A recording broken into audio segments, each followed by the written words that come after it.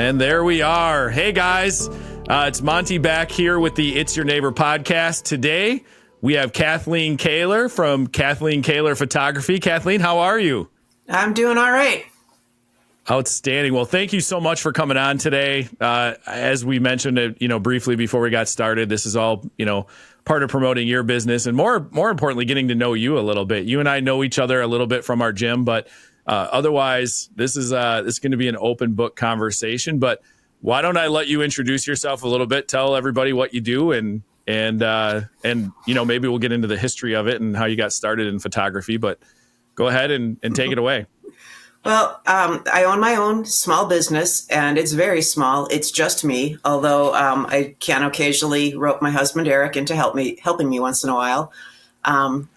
He actually built my photo studio for me. It's attached to the back of my house, so I'm in a residential area. But I do have a photo studio that's big enough to photograph like a group of a couple dozen people indoors if necessary. I've been doing this out of my studio here for about 25 years. Previous to that, I worked for Turbo Photography in De Pere, which is no longer there, but some people who are old like me might remember that. When I started it, back in that day, it was like all film, pre-digital everything. We didn't even have email then. That's how old I am. But I've lived through the digital revolution, and here I am, and still photographing. Still like working with people. That's the best part of it. I didn't get into it because I wanted to sit in front of a computer all the time, but that's become a major part of it too. And here we are sitting in front of a computer more. Yeah, no doubt. And here we are having a conversation in front of a computer, right? So technology is crazy. My wife and I were just talking. We got married in 2006, and digital photography still wasn't really a thing then. And we had the normal photographs. They had to go get developed and, all that. So it's wild. I think, maybe a year or two later it was there. The one regret we have is we didn't have a videographer, which would have been great to have for our wedding. But what drew you to photography? Like early on, obviously you've been in the business for over 25 years at least. What drew you to photography? What was it about it? That goes all the way back to high school. I was a really good student, and I could be anything I want to be. But when I took the photography class in high school, and I started doing darkroom work, that grabbed me. I was like, oh, this is cool.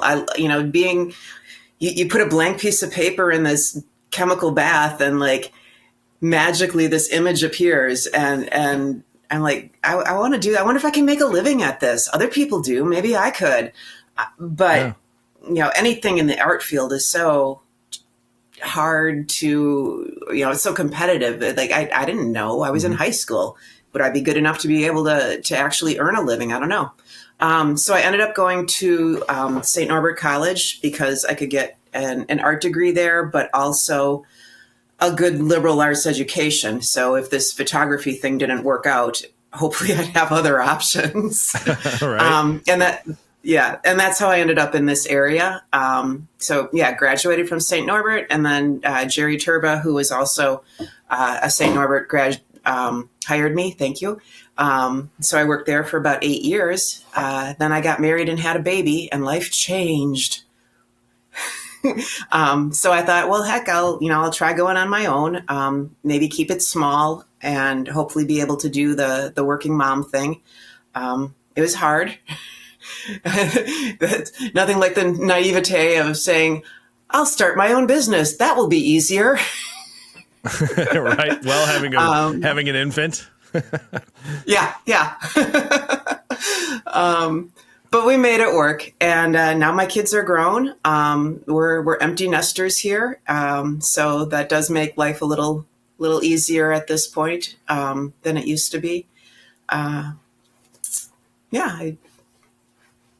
guess that's all I got to say about that. That's awesome. I think one of the really cool things that I took out of that was you found what you were passionate about right away. Like for me, it took me. I mean, I love sports, right? So I've always been doing sports, and I was a coach, and I that's really my passion is coaching and training. And I get to do that now in my role as a real estate broker and training new agents and watching them, meet their expectations. It's not sports, but it's still that same mentality. And then of course I have grit that I get to go and do with the adaptive athletes. But like for you to find a passion and stay with it for that long is very unique. Like most people go out and try to figure it out and find what they love to do. And some never ever actually find it. And you found it very early in high school and you stuck with it. And obviously you're very good at it. You've won even, I think, some photography awards, right? Oh, sure. I used to compete a lot more, state, local, national level. I've sort of dropped away from doing that in recent years. I'm focused more on working for myself and for my business, as opposed to chasing recognition from other photographers. Trophies. Yeah. So how does that work? Is it just like how does that like chasing trophies, right? In the sports world, we chase trophies and then you get them. And at the end of the day, you're like, you throw them away after 10 years or whatever. Well, that's part of it. I mean, I have this mega collection of little plaques and trophies and ribbons and so forth. And, after 20 years or whatever, it doesn't mean that much to me anymore. Right. Not to denigrate, because I other photographers that are into it, it is a good system for putting yourself out there, getting unbiased criticism, growth. There's nothing wrong if that's what you choose to do. But for part of me, like I said, I've already done it, been there, done that. And so much of competing ends up being perfecting your image digitally. And it just means more computer time for me. And like I said, that is not my passion. I'd rather be working with people. I'd rather photograph a dance school and be in there with all the little kids with their little costumes and stuff like that. Yep. I like that. I'd rather do that than sit in front of the computer and make a perfect image. For sure. And that's cool too. I mean, that's another thing. You're self-aware of what keeps you happy. You're finding that balance consistently of like, yourself, you're self-aware. You don't have to like, and we can swear a little bit on here, but you don't have to worry about the bullshit, right? Like that's at the end of the day, that's what it comes down to. And I remember going and I had all these trophies from when I was in wrestling as a kid and my mom was saving them in the basement. And I went over there, I don't know, maybe a year or two ago. And she's like, here's all your trophies. What are you going to do with them? And I took them right to the dumpster. I threw them right in the trash. I'm like, I don't care that I took second in a wrestling tournament in Coleman in 6th grade. And I don't care about that.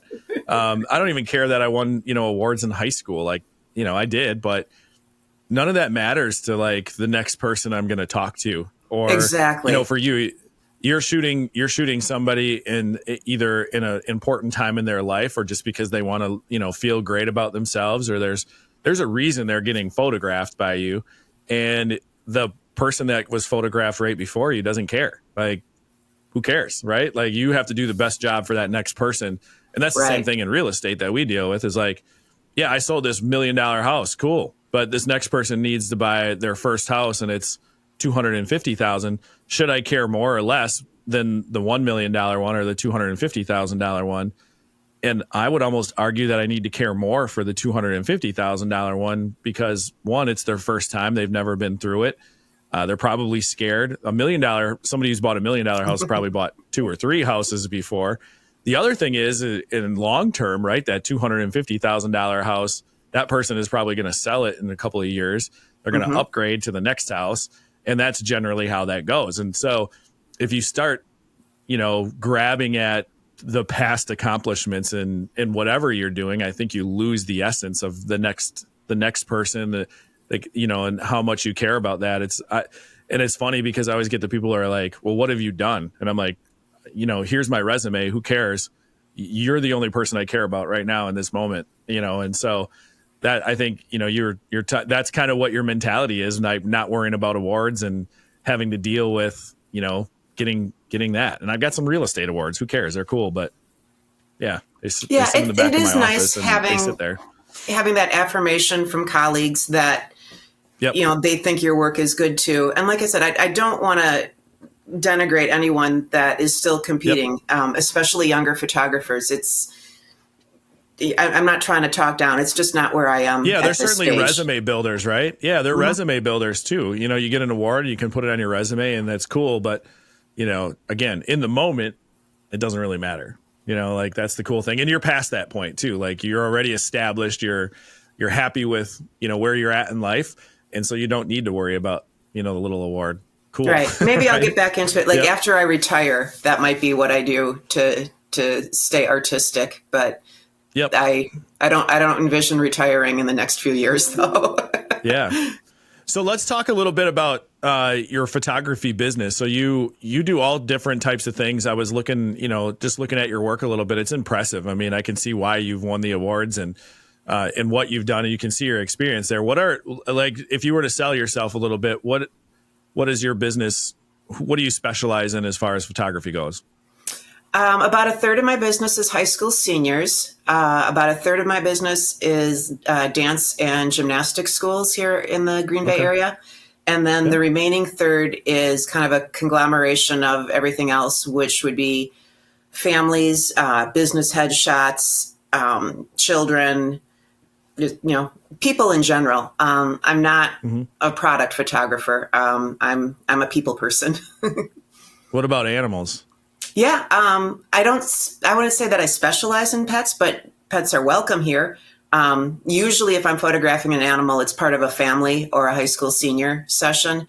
Once in a while, I'll get someone that just wants their pet photographed, and that's fine. I can do that. But it's not a major part of my business.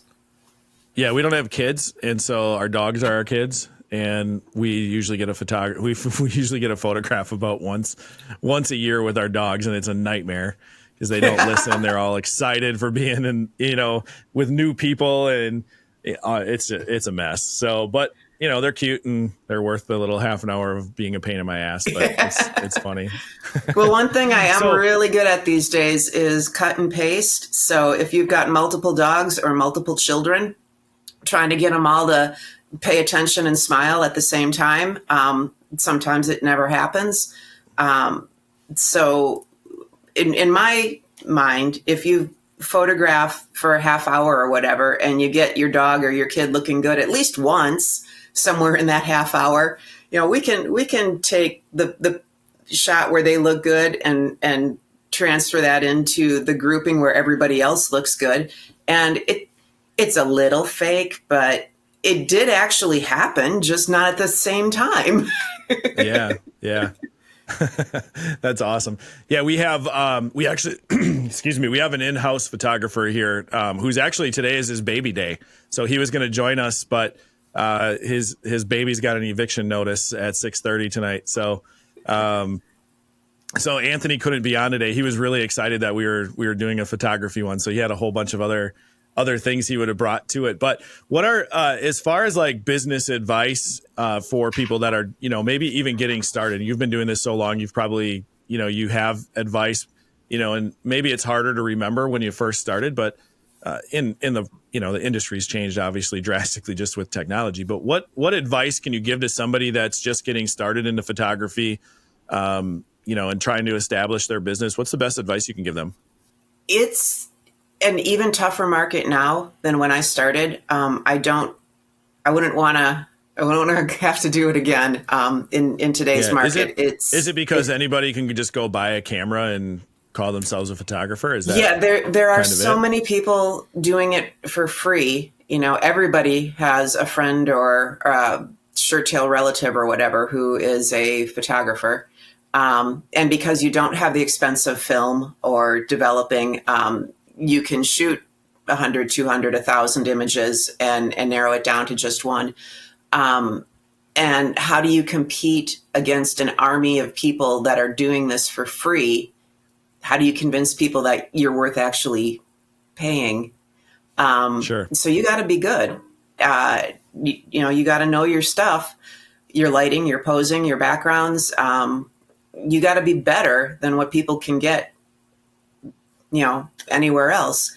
And then you got to be able to tell people about it. So, marketing is just as important. The accounting. When it comes to running your own business, photographing is unfortunately a small part of it. It's you got to want to be an entrepreneur. You got to run a business to make it succeed in the long run. Yeah. What would you say is your biggest challenge? Work-life balance, which now that my kids are gone is easier because there aren't as many demands on me regarding my life. And that because my studio is built onto my house, I can be at work all the time. True. It's hard to go home and set it aside. But I'm doing better. I'm getting 8 hours of sleep most nights these days. Yeah, that's good. How do you find that, Bat? Like, where did you lay that boundary out for yourself? Between it's a work because in you have progress. family, you have clients, you have people pulling at you in different ways. Real estate agents have the same thing. Is there's really your hours are when your clients are available. So how did you establish those boundaries, or is it still a work in progress? Yeah, it's still a work in progress. Life keeps changing. Life keeps throwing you curveballs, and you think you got it figured out, and then you gotta, pivot. That's a common word. That's a common word in our world. For me, one of my refuge places, though, my family has some land up north, up at our cabins, and we don't in the cabin where my husband and I stay. We don't have a Wi-Fi connection. We don't have a TV. We have a phone, but nobody knows the phone number. Sounds like Eric. We can go up there for the weekend and just unplug. And we do try and do that. I wish I could more. But that's one of the refuges that we've got. I have my garden here at my place that, in the summer I can just, go out in the morning and check and see how my little plants are doing. I've got a huge flower garden, which is part of my photo studio backgrounds. And unfortunately I can end up spending too much time there. Sure. But again, it's another way to get away from the screen time, and just relax and be in the sun or the clouds or whatever. Just be outside. Yeah. Yep, for sure. And you practice yoga as well, right? Not as much as I used to, but yep, I still do. So yeah, I did yesterday, and I'm hopefully going to get a practice going for Saturday. I have some friends that we have. Shout out to Jessica LaValle for teaching us the Ashtanga yoga system. It's a memorized practice that we can do together, even without a teacher. So yeah, we still do it. But I like going to the gym with Eric though too, and everybody else. I don't have to think as much when I do that because they just tell me what to do. Yeah, exactly. And then I don't. Eric, they say run, and I say no. I do the same. When I get to that point, I'm like, no, I'm good. Funny story about Eric. So about 5 years ago, it was May of 2018 is when I first started going to the gym. I was like I was over 270 pounds. I was nervous just like anybody else, but I had just recently gone to the dentist and they wouldn't clean my teeth because my blood pressure was too high. So that was like my warning shot. It was like, okay, if the dentist isn't willing to clean my teeth, I probably need to go do something. I started, I didn't come from an athletic background, but my job was very sedentary. I was sitting down all the time, and it was 5 to midnight. And I was calling, student athletes all over the country. By the time I get done at midnight, I was starving, hungry, go home, go down, eat. And for, 8 years of that job, I went from 225 pounds to 270 plus pounds, and I didn't even recognize myself anymore. So anyway, I walk into the gym, just like one day I was like, I got to change. Something's got to happen. I walk in, and Eric was actually my first partner when I was there, and he took me under his wing. He was great. He kind of showed me the ropes, and over 5 years, I'm still showing up every single day. And well, not every day, but I'm like you. When I feel like it, I'll go. But and I'm almost back to where I was, weight wise when I started my job in 2010. And a lot of it has to do with just seeing like people like you and Eric and everybody. It makes it easy when you can walk in and have a familiar face. And, he made me comfortable that day, which allowed me to go back the second day and the next 5 years, which was pretty cool. Yeah. Well, and that's part of it too. As far as going to the gym now, all I have to do is get myself in the car because Eric will drive me there. There you go. So I'm in the car, braiding my hair and having like my morning vitamins, and like essentially I'm still waking up while he's driving. Yep.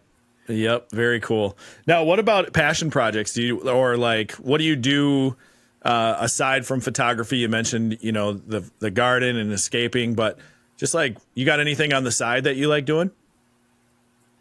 For me, the thing that I want to do more, if I could do anything and I didn't have to worry about making a living or whatever, I want to spend time with my family. Yeah. And now that my kids are grown and have moved away and what all that gets a little bit more challenging. So no, between photography, which I like doing, it's my job, and being outside in my gardens or up north, I don't have a lot of other hobbies that I focus on. That's enough. And other than that, I want to see, what are the kids doing? Can we go see them? What are my parents doing? What are your parents doing? Let's go have dinner. So I, kind of low key. Yeah, for sure. That's awesome. Now, one of the things that we do every podcast, and we put you on the hot seat, so to speak, and we flip it around. So knowing I'm a real estate broker, a little bit about me, you get to ask a question or two before we wrap up. I love doing this because the reaction is very similar for everybody. I don't prep them. I don't give them any hints. I just go, ask me anything. Okay, this can be edited, right? If you don't want to answer this. Yeah. Hey, I'm an open book like you are. So after the real estate collapse, 2008 or whenever that was? Mm-hmm. Yep. A lot of private equity firms bought up a lot of properties, that were the value tanked, and the people who had money bought them up. And that doesn't leave as much property on the market for first-time buyers. And I see that as a problem for our nation. For sure. Is there anything hopeful that you can say about that? I wish there was something I could say hopeful. I mean, so I went to a seminar a couple of weeks ago, and first of all, like just in the state of Wisconsin alone, by 2030, they're expecting about 140,000 units or doors, what we call them, or apartments, houses, places for people to live. There needs to be 140,000 places to be built. And then the affordability aspect of it needs to be addressed, of course, because right now the building for a while there during COVID, interest rates plummeted, which was a great opportunity for first-time home buyers to get into homes at a reasonable rate. The problem is lumber skyrocketed, building materials skyrocketed, and then that created an issue with affordability. So you offset it. And now interest rates are way up here, which, and there's still a lock because the people who could afford a home at that time and actually got a home, so there was a crazy amount of buyer competition in 2020 through 2023, really, until recently. So it's leveling out a little bit because rates have gone way up. But the problem is everybody refinanced during that time or bought at that time. So their interest rates are all, 2.5% to 4.5%. And if there's no incentive for them to sell, they're actually, I think the one positive that came out of 2008 and 9 was, and the main reason what happened then was that was a lender behavior issue in 2008 and 9. Lenders were giving people loans that didn't deserve loans. I was a beneficiary of that. My credit score was awful in 2006. My wife made, I think, $8.75 an hour. And we got we had $190,000 loan for a house that we built at that time. So we built a 1,500 square foot house in 2006, and we didn't have to pay anything out of pocket. Like, we had no down payment on $8.75 and like a 500 credit score. Like, to me, that's ridiculous right now. Like, obviously we fought through it. We got, and I was making money. I was a bartender for a while, and then I was starting my own business. And so they weren't going to use any of my stuff at that time, but that was lender behavior. So what ended up happening, all these regulations came into place, 2010 through now. And the people who can afford a house now typically can afford a house. But the problem is now is home values have risen drastically. So you either have an interest rate problem or you have a home value problem, or you have both in this case right now. So it is very difficult. I don't know a solution to it other than, and again, anytime you involve the government, there's usually problems. So, finding some way to have a low interest rate through government subsidized programs would be the way to solve it, I think.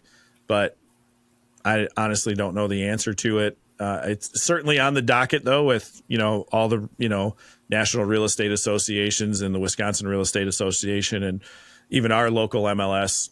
They're providing and starting to do some things that are working towards affordable housing. It's certainly something, as a real estate investor myself, I would like to get into.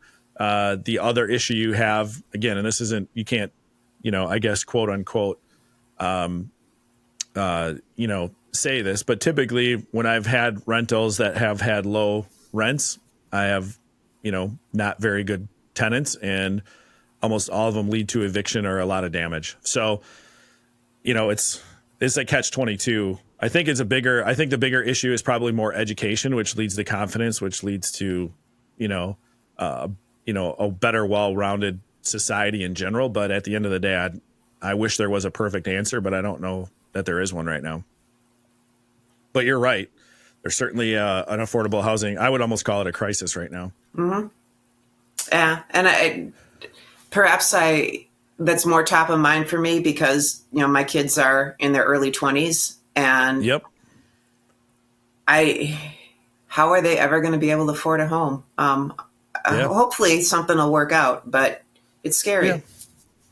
Yeah. It's, one of those where you got to find a high paying job, and work towards that. So, that's the other thing. And then rents are, high now as well. So yeah, I worry about that. But I also, in the last 3 months, I've had kids, I call them kids, they're 24 years or younger now, but I've gotten them houses, which is pretty cool. And they work hard. They're exceptional human beings who have really strong work ethics and have saved a little bit of money since high school and put themselves through there. I think the college graduates are the ones that probably suffer the most because they're the ones that have the student loan debt, and they're starting off at entry level positions where somebody that comes out of high school and goes right into the trades or, gets a decent paying job has a 3 to 4 year head start. So college graduates who, aren't in a doctor field, engineering field where they aren't starting at $60,000, $70,000, $80,000 a year are the ones that are really going to struggle. Teachers are probably going to struggle. My daughter is a public school teacher. Yeah. You have $100,000 in student loan debt and you have a $30,000 a year job. That's hard to, no bank's going to give them money for that. So yeah, it's interesting to see how life choices play out. And, we need great teachers. We need to pay teachers better. So that's a whole nother subject. And how do you do that? Should we talk another half hour? Exactly. I don't want to get into personal opinions on certain things either on how I feel about the government and how they run certain things. But yeah, there's certainly a shortage in quality role models right now too. So Kath, switching off of that. How can people find you? Like, let's wrap this up. How can somebody find Kathleen Caylor's photography? How do they get a hold of you? Facebook, social media, all those things? I have my own website, www.caylorphoto.com, Caylor with a C, Caylor. You can, go to the contact the studio page there and send me an email. Yes, I do have a Facebook page, but really sending me an email is the best way to reach me. Just because if I'm working, if I'm photographing, I don't answer the phone if I have a client in front of me. So that's usually not the most efficient way. You can do that. You can leave a message. I'll get back to you when I can. But send me an email. That's my preferred contact method. Outstanding. Well, Kathleen, thank you so much for coming on today. This was awesome. You're amazing. Guys, check her out. Her photography is top notch. She didn't win awards for for being a bad photographer, but so good. And, you know, if you guys need to find her, I can help you find her. But she's great. So take advantage of the fact that you now have a great photographer that you know about. And Kathleen, thanks so much for coming on. Thank you.